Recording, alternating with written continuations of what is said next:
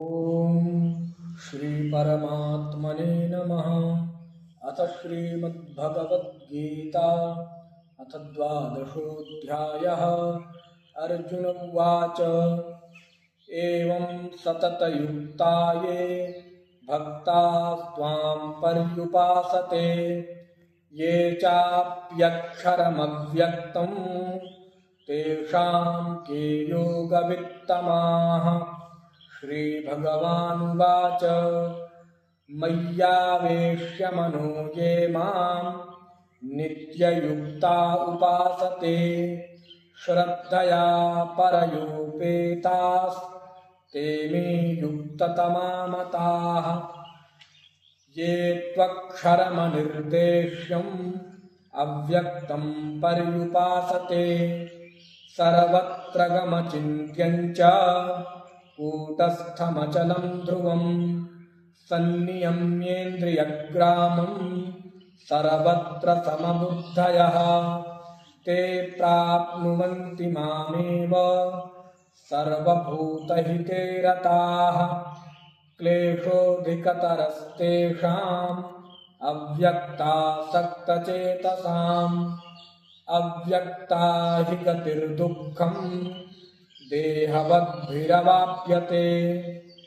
ये तु सर्वाणि कर्माणि मयि सन्न्यस्य मत्पराः अनन्येनैव योगेन मां ध्यायन्त उपासते तेषामहं समुद्धरता मृत्युसंसारसागरात् भवामि न चिरात् पार्थ मय्यावेशितचेतसाम्।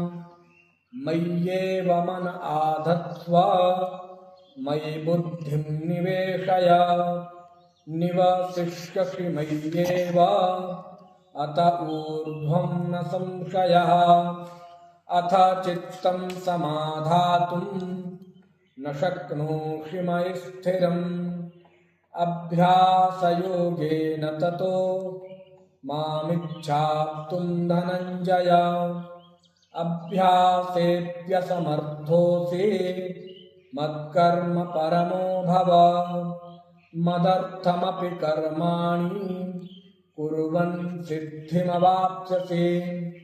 अथैतदप्यशक्तोऽसि कर्तुं मद्योगमाश्रितः सर्वकर्मफलत्यागं ततः कुरु यतात्मवान्।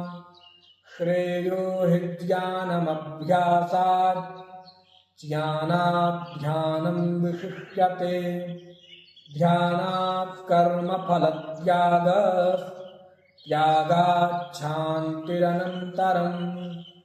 अद्वेष्टा सर्वभूतानां मैत्रः करुण एव च निर्ममो निरहङ्कारः समदुःखसुखः क्षमी सन्तुष्टः सततं योगी यतात्मा दृढनिश्चयः।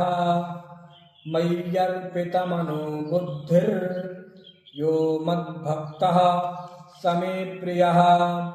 यस्मान्नो द्विजते लोको लोकान्नो द्विजते च यः। हर्षामर्षभयोद्वेगैर्मुक्तो यः स च मे प्रियः।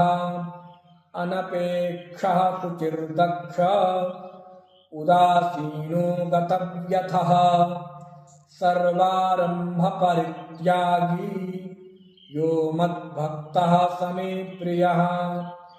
यो न हृष्यति न द्वेष्टि न शोचति न काङ्क्षते शुभाशुभपरित्यागी भक्तिमान्यः स मे प्रियः। समः शत्रौ च मित्रे च तथा मानापमानयोः शीतोष्णसुखदुःखेषु समः सङ्गविवर्जितः।